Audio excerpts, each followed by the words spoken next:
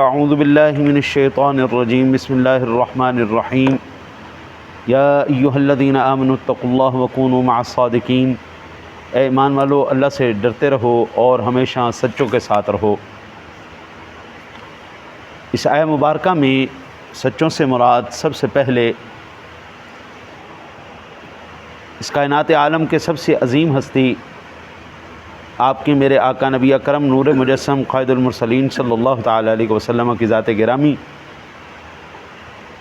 سب سے پہلا سبق حضور کے دامن رحمت کے ساتھ جڑ جاؤ۔ اس کائنات عالم میں اگر نجات چاہیے اور اگر کسی کا راستہ سیدھا ہے تو وہ صرف جناب محمد الرسول اللہ صلی اللہ علیہ وسلم کا راستہ ہے۔ اس کے بعد سارے غلط راستے ہیں، کوئی ٹھیک راستہ نہیں۔ کائنات عالم میں اب سب غلط ہیں، یہودی بھی غلط، عیسائی بھی غلط، ہندو بھی غلط، سکھ بھی غلط، کائنات کا ہر مذہب غلط۔ اگر صحیح ہے تو صرف اسلام ہے، صحیح ہے تو شریعت محمدی ہے، صحیح ہے تو جناب محمد الرسول اللہ صلی اللہ علیہ وسلم کی ذات ہے۔ آپ کی تعلیمات ٹھیک ہیں بس، باقی کوئی صحیح بات بھی کرتا ہے تو اس کی وہ صحیح بھی غلط ہے۔ ہمیں صرف وہی بات سمجھ میں آتی ہے جو آپ جناب رسالت مآب صلی اللہ علیہ وسلم ہمیں ارشاد فرمائیں گے، ختم ہو گئی، یا آپ کی تعلیمات کے مطابق جو سلسلہ چلے گا۔ اب یہاں پر دوسری جو ہمیں ملتی ہے قرآن پاک سے، دیگر مقامات سے، کہ سچے کون ہیں، وہ حضور سرور دو عالم صلی اللہ علیہ وسلم کے اصحاب، تمام اصحاب رضوان اللہ علیہم اجمعین ہیں، اور بالخصوص سیدنا صدیق اکبر رضی اللہ تعالیٰ عنہ، سیدنا عمر فاروق اعظم، سیدنا عثمان غنی شیر خدا کرم اللہ وجہہ الکریم، اور اہل بیت اطہار، یہ اولین مصداق ہیں اس آیہ مبارکہ کے۔ اور حضرت امام حسن بصری نے کہا کہ اگر تم دنیا میں سچوں کے ساتھ رہنا چاہتے ہو تو دنیا میں بے رغبتی رکھو اور دوسرے ادیان سے بچو۔ بعض لوگ نا جی وہ صلح کلی کا اظہار کرتے ہوئے، صلح کلی کا اظہار کرتے ہوئے وہ یہ کہتے ہیں کہ جناب دوستی رکھنے سے کیا ہوتا ہے، عیسائیوں کے ساتھ بھی دوستی رکھنی چاہیے، ان کے ساتھ بھی کھانا پینا چاہیے، یہودیوں کے ساتھ بھی رکھنی چاہیے، ہندوؤں کے سب کے ساتھ رکھنی چاہیے، سب انسان ہی ہے نا۔ میں سادہ سا سوال کرتا ہوں، اس کائنات عالم میں سب سے بڑا حکیم علیم خبیر کون ہے؟ اس کائنات کا سب سے بڑا علیم حکیم سب سے بڑا خبیر اللہ وحدہ لا شریک ہے۔ اور اللہ وحدہ لا شریک جب اپنے پاک کلام میں کہہ دے کہ یہ یہودی اور نصرانی تمہارے دوست نہیں ہو سکتے، اولیاء بعضهم اولیاء بعض، وہ ایک دوسرے کے تو دوست ہو سکتے ہیں لیکن تمہارے کبھی دوست نہیں ہو سکتے، تو اب مجھے یہ بتایا جائے کہ وہ اللہ وحدہ لا شریک جو خالق ہے، مالک ہے، وہ ہمیں بتا رہا ہے کہ ان کے ساتھ کوئی تعلق نہیں رکھنا، یہ تمہارے حق میں بہتر نہیں ہے، تو پھر آج کا صلح کلی کہاں گیا؟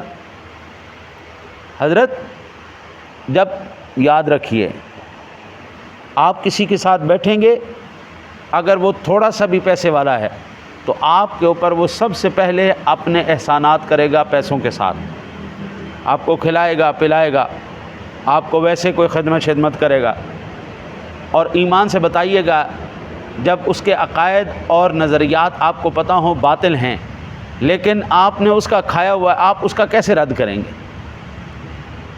وہ کھانے کی لاج مارے گی۔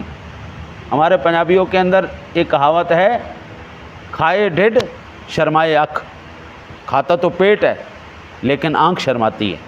جس کا کھا لیا جائے ایک دفعہ پھر اس کے آگے آپ آنکھ نہیں اٹھا سکتے، تو جو آنکھ نہیں اٹھا سکتا وہ بول کیسے سکتا ہے؟ وہ بولے گا کیسے اس کے خلاف؟ ہمارا بھی حال ہوتا ہے، جو ہمارے حالات ایسے ہی ہوتے ہیں، جو ہماری خدمت کرتا ہے کہ وہ غلط بھی کرے تو ہم خاموش ہو جاتے ہیں کہ یار ہمارے پیسے مر جائیں گے۔ کھائے پیٹ شرمائے آنکھ، پیٹ نے کھایا، آنکھ نے جناب جو ہے اس کا خمیازہ بھگتا۔ اب اللہ کو کل منہ کیا دکھائیں گے؟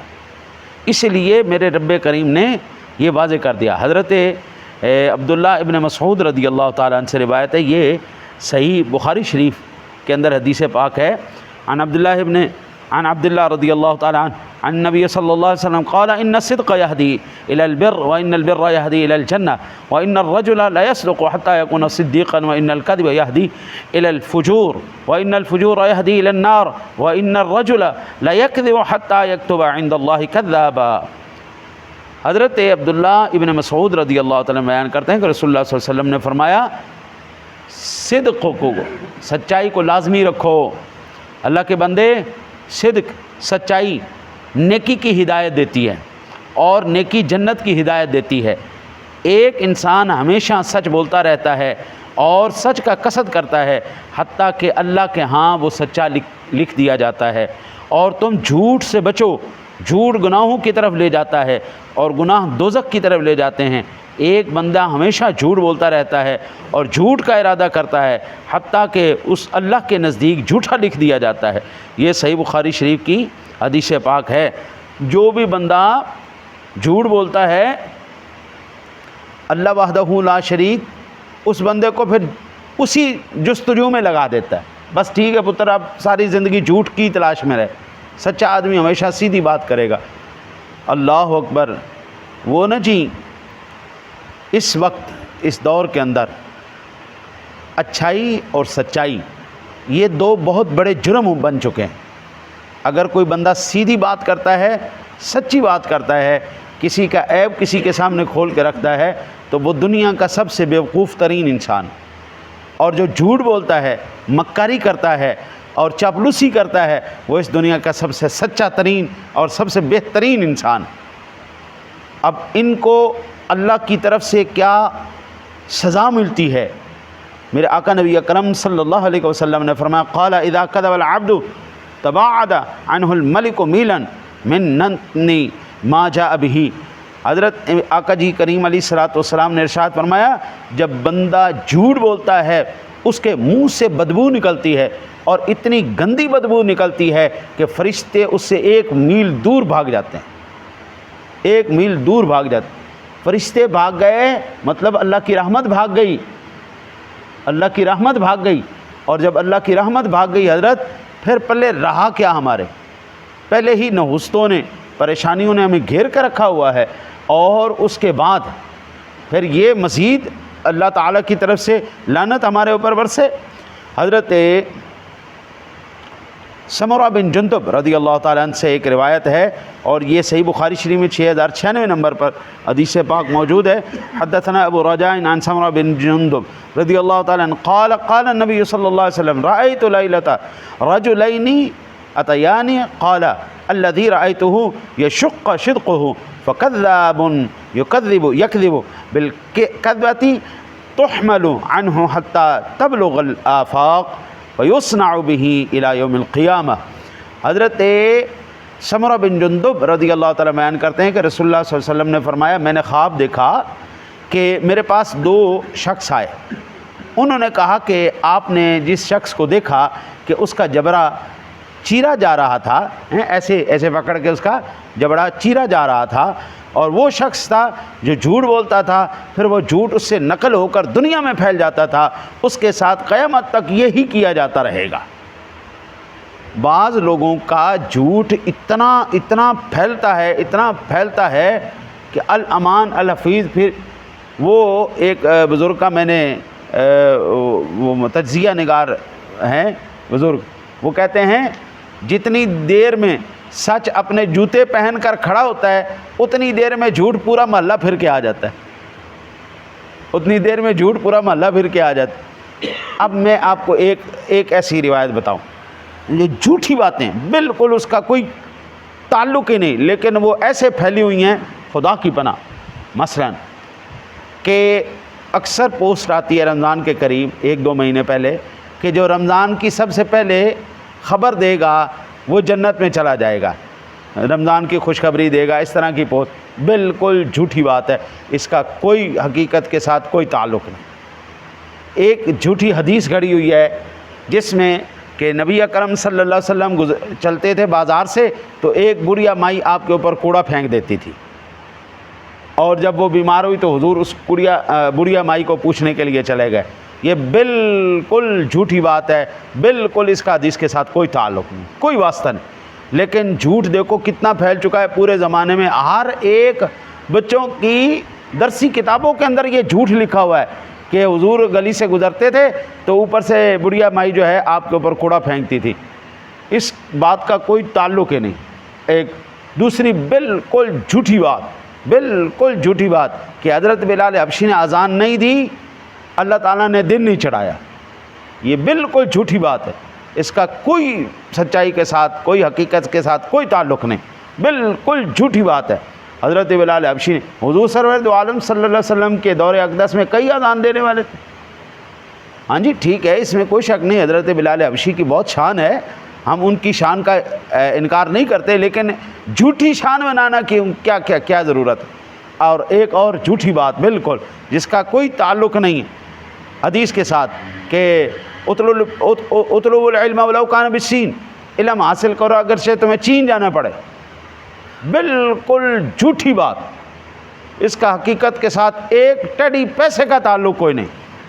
جھوٹی باتیں پھیل گئی, اور پھر دنیا کے اندر یہ ایسی پھیلی ہیں, بندے کہہ کے علماء بتا کے تھک گئے, لیکن بھائی کسی کو کوئی فکر ہی نہیں ہے, بس جھوٹی باتیں آج دبڑ بگائی جا رہے.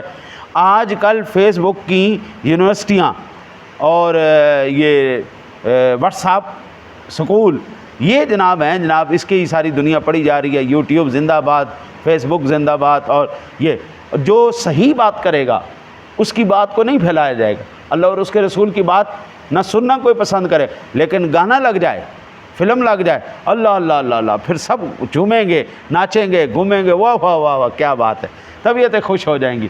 لیکن اللہ رسول کی بات, اور جو وہی بات ہوئی نا جی, ابھی سچ جوتے پہن رہا ہوتا ہے اور جھوٹ پورا محلہ گھوم کے آ جاتا ہے. اور اب یہ جتنے بھی جن ہیں جی اکثر جو کمائیاں کھا رہے ہیں, حرام کی کمائیاں کھا رہے ہیں, بھائی جو ہے نا جاہل لوگوں کو پکڑ لیں گے. بھائی یہ دیکھو جی یہ قبروں کو سجدہ کر رہا ہے, اس کو پکڑ لیا. یہ دیکھو جی قبروں کا طواف کر رہا ہے. بھائی وہ جاہل آدمی ہے, تم جاہل سے دین لینا چاہتے ہو, جا کے کسی عالم سے پوچھو بھائی قبر کو سجدہ کرنا جائز ہے یا نہ جائز. کس عالم نے کہا ہے قبر کو سجدہ کرنا جائز, یا کس نے کہا ہے قبروں کا طواف جائز ہے, یا کس نے کہا ہے درباروں کے اوپر تم ڈھول بجاتے پھرو. بھائی جاہلوں کو اٹھا کے کس نے کہا ہے سجدے کرو اپنے آپ کو, کوئی عالم نہیں کہتا, کوئی نہیں کہتا. لیکن وہ جھوٹے لوگ, غلط لوگ ہیں, 2 نمبر لوگ, بے ایمان لوگ, ان کی چیزیں بنا کر کے پھر علماء کہہ کے تھک گئے, علماء کی بات نہیں بتائیں گے, جو صحیح بات ہے وہ نہیں بتائیں گے, جو غلط بات ہے وہ سارا دکھاتے پھریں گے. حضرت یا تو پھر ایسا ہونا چاہیے, غلط بات بھی دکھائیں پھر صحیح بات بھی دکھائیں کہ یہ صحیح بات ہے. ایک روایت اور اس کے بعد پھر ختم کرتے ہیں. میرے آقا جی نبی کریم علیہ الصلوۃ والسلام کی ذات گرامی نے ارشاد فرمایا, قال 4 من كن فيه كان منافقا خالصا. حضرت یہ صحیح بخاری شریف کی روایت ہے, میرے آقا جی نبی اکرم صلی اللہ علیہ وسلم نے ارشاد فرمایا, جس کے اندر 4 چیزیں پائی جائیں وہ خالص منافق ہے. خالص منافق, پہلی آپ نے فرمایا ومن كانت فيه خصلة منهن كانت فيه خصلة من النفاق. اگر ان 4 میں سے کوئی ایک بھی اس کے اندر آ گئی تو نفاق کا اس کے اندر حصہ آ گیا. پہلی حتی يدعها اذا اؤتمن خان, جب اس بندے کے پاس امانت رکھوائی جائے وہ امانت میں خیانت کرے.